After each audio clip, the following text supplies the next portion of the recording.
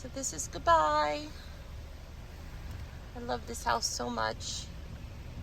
It was a beautiful 4 years here. On to new beginnings in South Carolina. See you there.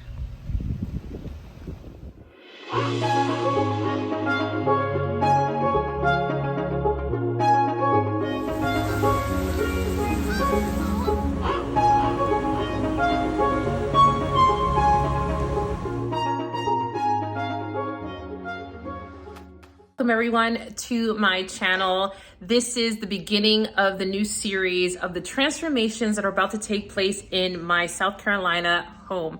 If you haven't seen my last video, it was all about me closing the doors to the beautiful home that I had been in for 4 years and did many transformations.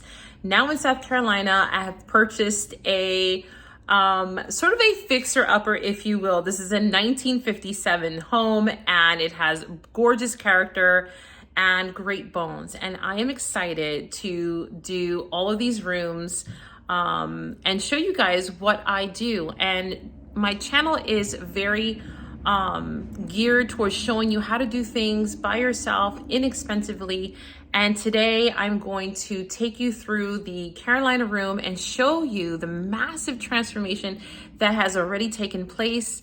And I hope that you stick around. If you haven't already, subscribe to this channel because there are extreme transformations going on. Let's get on with the video. I'm gonna show you the transformation of the Carolina room, of when I bought it, what we've done to it, and the transformation of what it looks like now. So let's go. Okay, so walking in, this is the dining room here. I'm not going to show you because this is going to be a whole reveal on its own. These are some beautiful French doors, and they will be getting some TLC very soon. And so upon coming in, we have this. Guys, I don't have words. I'm just gonna show you, okay? I'm just gonna show you. I'm not even gonna try to say anything about it.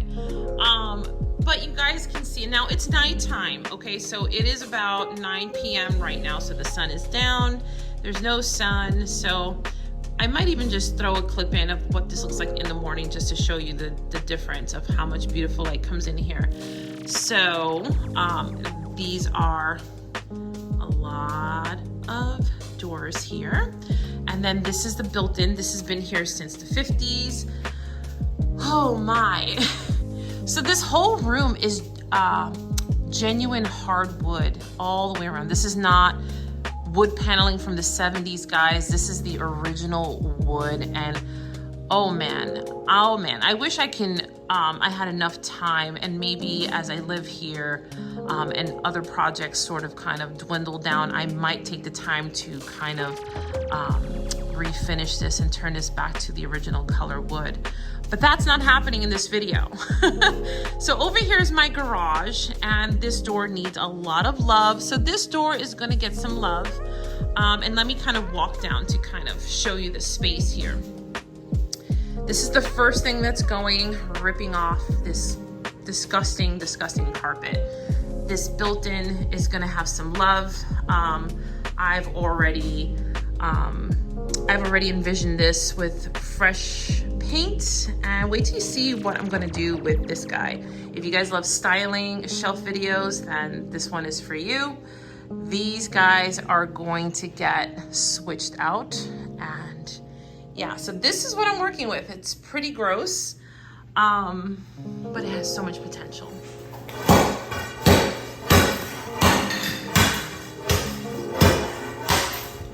Okay, update. So I cleaned this piece with Crud Cutter, and I removed the top shelves, and it's already looking so good.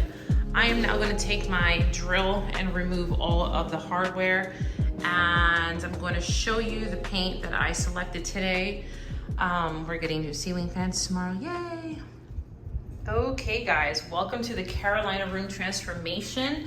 I want to share with you the products that I'm going to be using for today's video. I went to Home Depot and bought this product, interior paint and primer. It is a PPG paint in satin and in this color, which, let me see, my paperwork calls it weathered wood. So if you like this color, take down that skew. I'm going to start this project by rolling out some of the edges, and then I'm going to use my Wagner little spray paint there for the rest. I have taped off the sides there, the window. I'm going to roll this edge, and the back side, and then just spray. I'm gonna take off the drawers, obviously take off the doors, and lay them down here and just spray those. But I'm gonna go ahead and start spraying the inset of this. So let's get started. Also extremely important, if you do not want brush strokes, is to buy this product also from Home Depot. It's Floetrol, and it is an additive for latex-based paints. This will eliminate, just like the bottle says, brush and roller marks, and just makes your paint a lot more smooth so that it looks like a professional painter painted it. So, okay, here we go. I'm gonna start this. See what this color looks like. Oh, not so bad. Mind you, I'm in natural daylight here, and it looks a little darker on camera than it does in person. I did add a little bit of the Floetrol in here. So this is just first coat. Not bad. Let's keep going.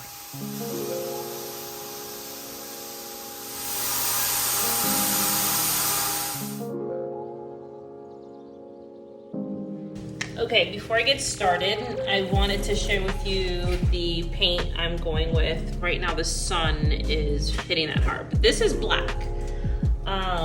It's an interior satin enamel, and the color is, I don't know, but that, if you want to screenshot that, that is the color, if you want it, if you like it.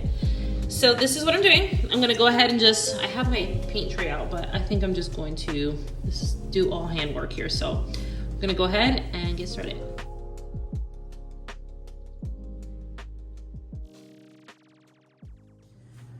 So far, window one coat, loving it. I'm gonna keep going. Okay, so Amazon just showed up with the hardware for the cabinet. Okay, here is the preview of the first side done. I absolutely love it, guys, love it. Well, being that the floor isn't done, it's kind of not pulling together just yet. So you have to bear with me, trust the process. This is going to look gorgeous. And yes, those lines are wonky. For those who didn't catch the first half of this project, there is a sealant on the glass, almost like glue, and it peels right off. So that way you don't have to worry about keeping your lines so straight.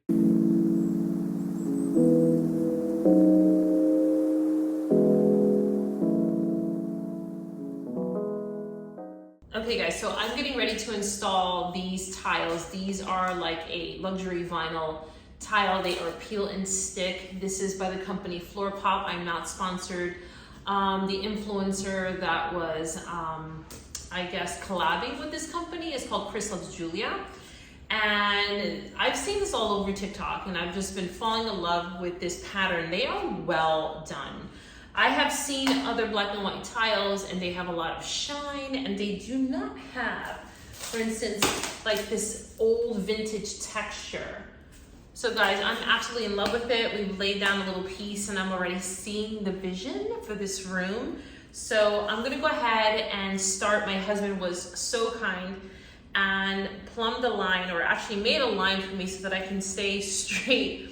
That's kind of like the first step that you want to take when you are setting these tiles. You do have to measure and find your center, and you want to stay straight in a line. You do have arrows, so you just follow these arrows, peel and stick, and then you might have to do cuts along the edges. So that being said, this is pretty straightforward. I'm going to get right into it, and then I'm going to show you so far, you know, what it's looking like.